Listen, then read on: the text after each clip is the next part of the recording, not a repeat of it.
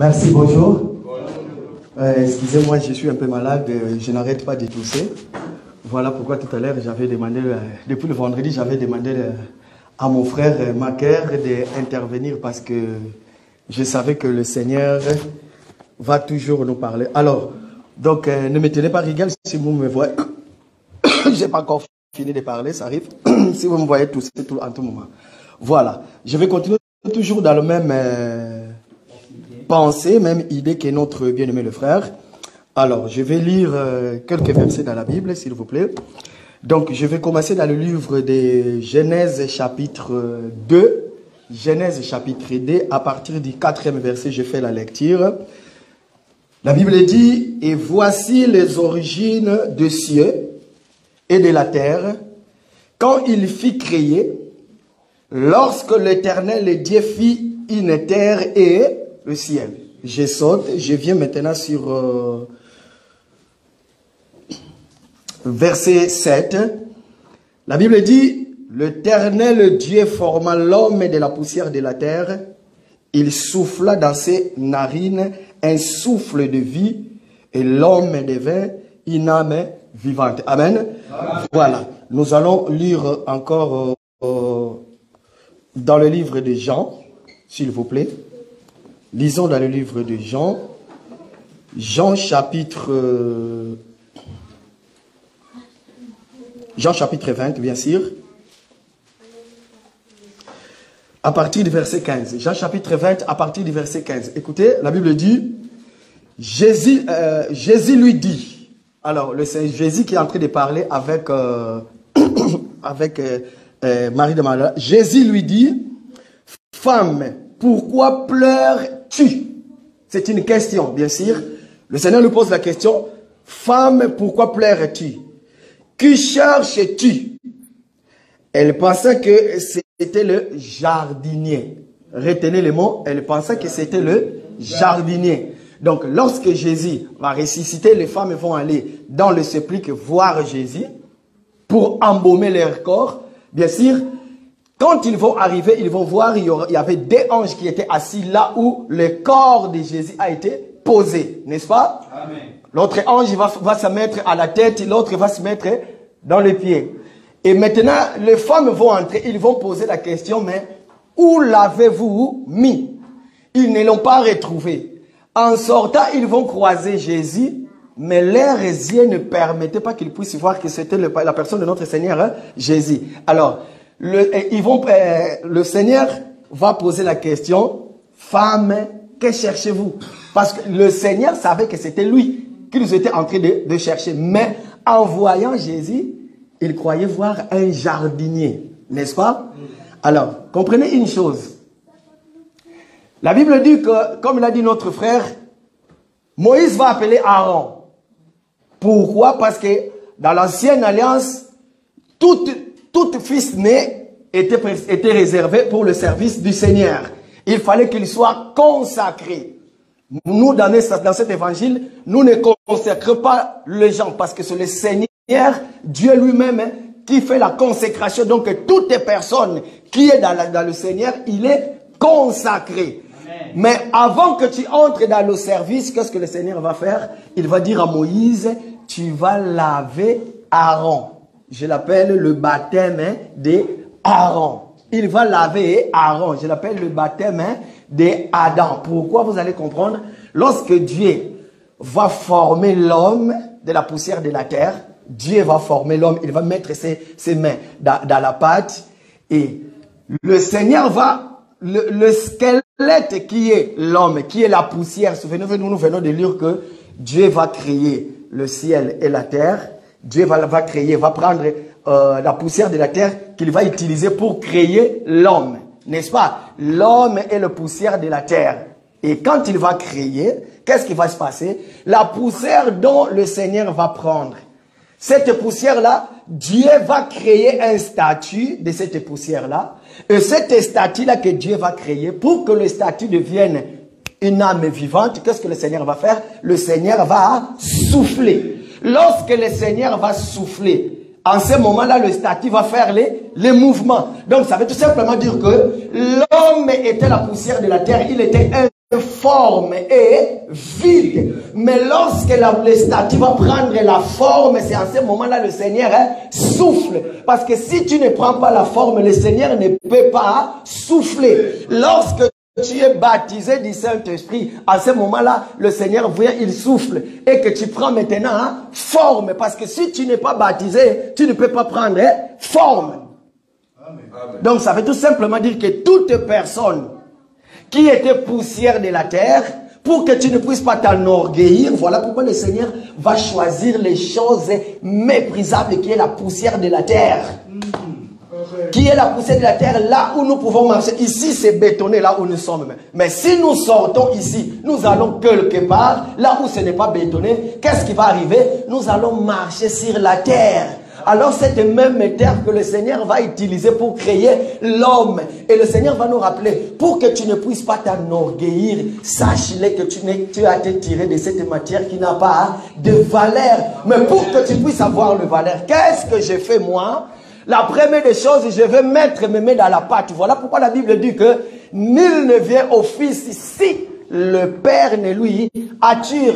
Toi qui es là, qui viens dans le Seigneur, sache-le que ce n'est pas par tes propres efforts que tu es venu dans le Seigneur. C'est le Seigneur qui t'a appelé. Donc l'appel du Seigneur, c'est quoi? L'appel du Seigneur, lorsqu'il sort du jardin, il n'est pas dans le jardin, mais il est dans Éden. En Éden, ça signifie une ville, une grande ville qui s'appelait Éden. Mais dans l'Éden, c'est là où il y avait le jardin. Alors le Seigneur va aller dans l'Éden, dans la ville d'Éden. Il va choisir une portion de terre. Dans cette portion de terre, il va se former l'homme. Donc ça veut tout simplement faire dire que c'est le Seigneur qui vient te chercher en Égypte, là où tu es dans le péché. Il va te former le statut. Tu deviens le statut. Maintenant, après avoir te formé, tu vas, parce que sachez-le que lorsqu'on est en train de former quelque chose, en ce moment-là, la chose est en train de subir des douleurs, est en train de subir tout genre de traitements. Alors, le Seigneur va finir de préparer. Quand il va finir de préparer, en ce moment-là, pour te donner la forme, maintenant, il va souffler. Quand il souffle sur toi, maintenant, tu deviens une être vivante. Bien-aimé dans le Seigneur, j'ouvre une parenthèse. Sachez-le que toutes les personnes qui sont dans le Seigneur, qui marchent par rapport à la volonté de Dieu, sachez-le que moi, je suis l'image de ce que le Seigneur a voulu que je sois. Pourquoi? Parce qu'aujourd'hui, si tu n'as pas vécu les souffrances de la création, si tu n'as pas subi les douleurs de ce que j'appelle, j'ouvre encore une parenthèse, vous savez, la Bible dit que lorsqu'on voulait construire le temple de Salomon, qu'est-ce qui se passait? On prenait le pierre, on l'amenait dans le carrière. Arrivé une fois dans le carrière, c'était là où on taillait des pierres. Et quand on taille une pierre, la pierre est en train de souffrir les douleurs de ce qu'on est en train de lui faire subir. Pourquoi? Parce qu'il fallait que la pierre soit bien taillée. Après, on prend la pierre, on vient pour construire le temple, on le dépose directement sur le temple. Pourquoi? Parce que déjà cette pierre-là a souffert. C'est comme nous aussi. Le Seigneur va te prendre en Éden. Il va te créer, il est en train de te donner la forme, Ça veut tout simplement dire que le ministère est en train de faire son travail. Le ministre sont en train de prêcher. C'est comme je l'avais dit le samedi, j'avais dit que, écoutez, Matthieu chapitre 25, il y a 2 temps. Il y a le premier message, on dit aux vierges, voici l'époux, n'est-ce pas? Et deuxième, allez à sa rencontre. Or que le voici époux, c'est toi et moi. Le ministre sont en train de parler, de nous prêcher. Ils sont en train de nous montrer l'époux. Ils sont en train de nous montrer l'aperçu de l'époux que nous avons tant voulu voir. Voilà pourquoi aujourd'hui nous disons que nous connaissons en partie. Pourquoi? Parce que le ministre sont en train de sonner la sonnette de trompette en disant voici l'époux. Quittez le péché, c'est ça. Venez en Jésus, ne faites plus le péché. Donc ça veut tout simplement dire que nous sommes appelés, on nous présente Jésus, nous étions la poussière de la terre, le Seigneur nous prend, il nous forme, Maintenant, quand il va souffler, il nous présente au Fils. Voilà pourquoi la Bible dit que nul ne vient au Fils si le Père ne lui a tué. Maintenant, regardez une chose. Tu étais dans le péché. Tu marchais par rapport au toi, le péché, sachant que tu es poussière de la terre. Un jour, tu retourneras. Maintenant, qu'est-ce qui va arriver? Le Seigneur va te former. Il va te former très bien. Il va souffler sur toi. Tu es devenu une âme vivante. Voilà pourquoi nous disons que si je vis, ce n'est plus moi qui vis, mais c'est Christ qui vit en moi. Pourquoi? Parce que le souffle de Dieu est en moi, à l'intérieur de moi. Donc tout ce que je fais, ce n'est pas moi, c'est le Seigneur qui me dirige. Pour ceux qui jouent au Nintendo, vous allez voir quand quelqu'un joue au Nintendo, c'est lui qui dirige le statut qui est en train de jouer. Donc le statut de Nintendo ne peut pas vivre sans la manette, sans la personne qui dirige la manette. Donc ça veut tout simplement dire que le Seigneur Dieu, c'est lui maintenant qui nous dirige. Si je bouge, ça veut tout simplement dire que c'est Dieu au ciel qui bouge. Si je marche, ça veut dire que c'est Dieu au ciel qui marche. Si je prêche la bonne nouvelle à mon frère, ça veut dire que c'est le Seigneur qui prêche, mais par moi. Je ne sais pas si je me suis fait comprendre. Amen. Alors, maintenant, qu'est-ce qui va arriver? Tu as été formé maintenant. Le Seigneur, comme nous l'avons dit, nous l'avons vu, le Seigneur va prendre l'homme dans le livre de Genèse. Lisons-le quand même. Lisons-le encore une fois de plus, s'il vous plaît. Genèse chapitre 2. Voilà. Genèse chapitre 2.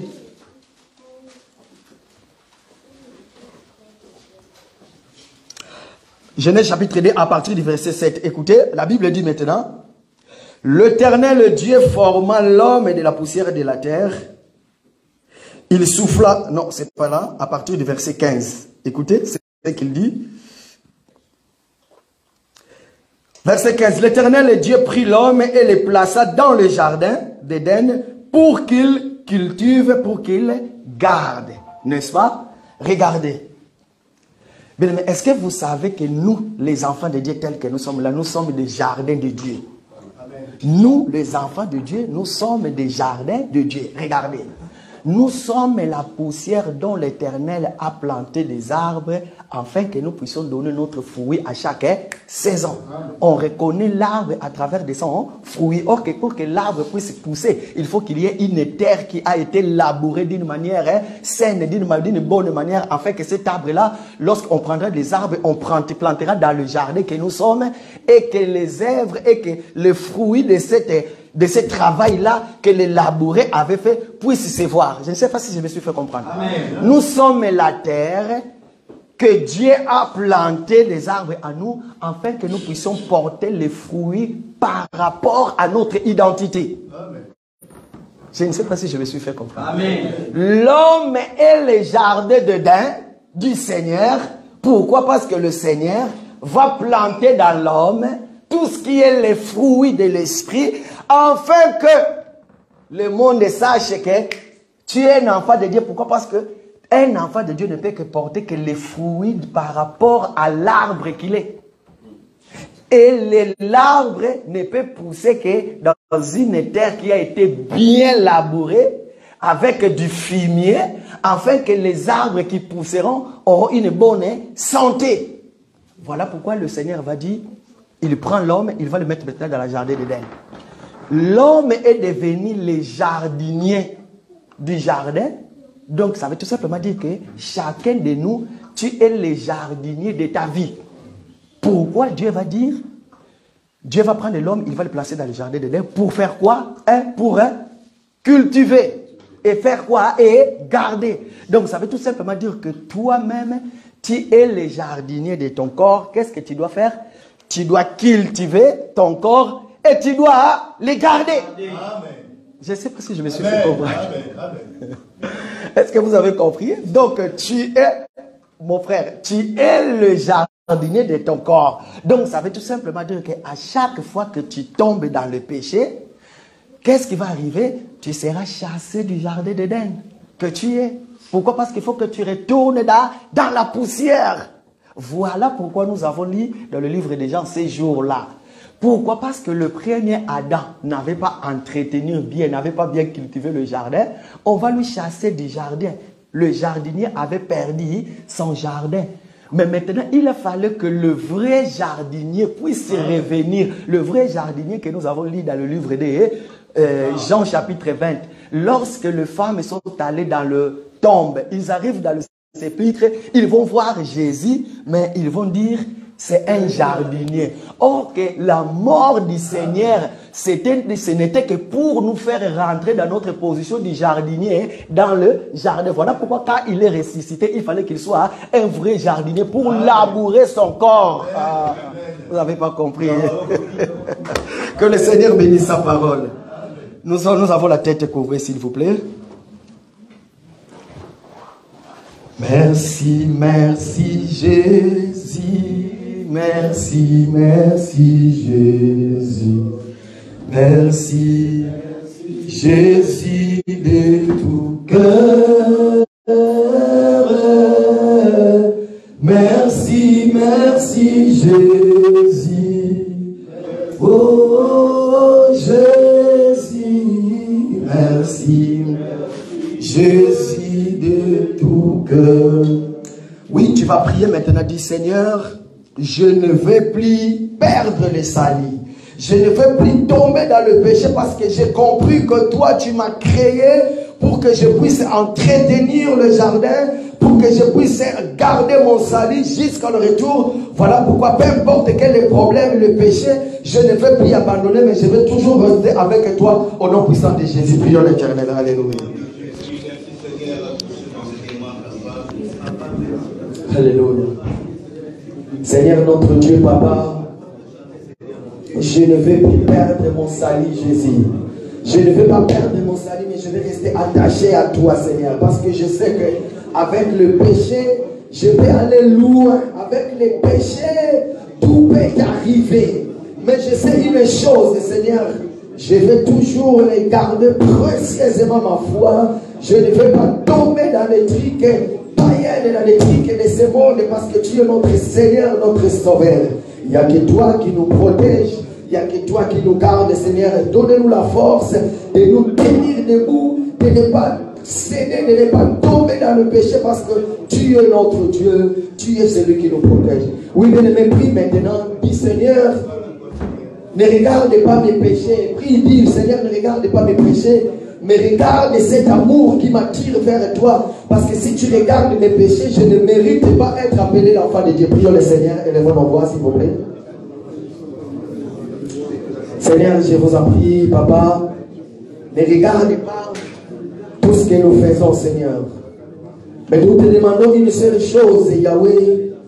Aide-nous de ne plus tomber dans le péché. Aide-nous de marcher selon la volonté de Dieu.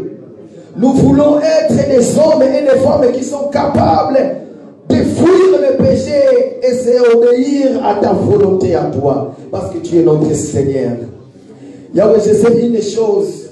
Toi, tu nous dis qu'à chaque fois, tu es celui qui nous délivre de tout genre de tentation de péché, Seigneur. Parce que tu nous aimes. Parce que tu sais qu'en réalité, l'homme, dans l'homme, il y a la faiblesse. C'est de la poussière de la terre que tu nous as tirés. Voilà pourquoi tu nous as appelés. Tu nous as appelés, tu nous as donné la force pour que nous puissions faire ce travail. Et que ce travail puisse être continuel dans nos vies. Et que nous puissions résister à tout ce qui est le péché, à tout ce qui est le diable. Voilà pourquoi nous te disons merci. Merci pour ta parole. Oui, bien-aimé, tu vas prier. Tu vas dire, Seigneur, dans ma vie de tous les jours, advienne que pourra, même si je suis malade, même si le corps physique est en train de me montrer que je suis malade, mais je sais que tu es mon Dieu et que tu es celui qui me protège, tu es celui qui me guérit de tous les genres de problèmes. Voilà pourquoi je vais rester ferme, je vais rester toujours attaché à toi, parce que tu es notre Dieu, au nom puissant de Jésus, prions l'Éternel.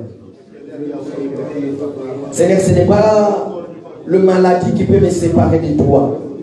Ce n'est pas la maladie, ce n'est pas les souffrances. Ce n'est pas je ne sais pas quoi. Mais personne ne peut me séparer de toi. Ni les plaisirs de ce monde, ni les choses de ce monde, Jésus. Voilà pourquoi aujourd'hui j'ai compris une chose, Seigneur. Même si là, les gens abandonnent, que 1000 tombent à ma droite, 10 000 à ma gauche, Seigneur, mais moi je n'abandonnerai jamais. Je vais continuer toujours mon chemin avec toi, te suivre. Voilà pourquoi une seule chose qui assure ma vie. Je sais que même si aujourd'hui je souffre, mais le souffrance présent ne sera jamais comparable à la gloire à venir parce que tu es notre Dieu. Dans le nom puissant de notre Seigneur Jésus-Christ.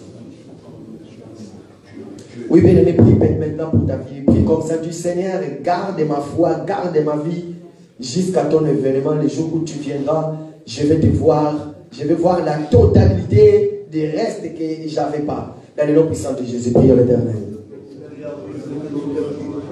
Seigneur, je sais une chose, que le jour où tu viendras, nous te verrons tel que tu es. Ça sera la totalité de la connaissance en partie que nous avons aujourd'hui. Parce qu'aujourd'hui, nous te connaissons par les Écritures. Et lorsque nous te verrons, ça sera la totalité de toutes les choses. Seigneur, nous te bénissons parce que tu es notre Dieu. Merci pour ta parole. Garde nos foi, garde nos vies, afin que nous ne puissions pas céder à toute manœuvre du diable. Dans le nom puissant de notre Seigneur Jésus-Christ, notre seul Seigneur et Sauveur. Voilà pourquoi nous disons gloire et louange à toi, Seigneur Jésus-Christ. Amen. Voilà, est-ce qu'on peut acclamer pour la gloire de Dieu? Nazako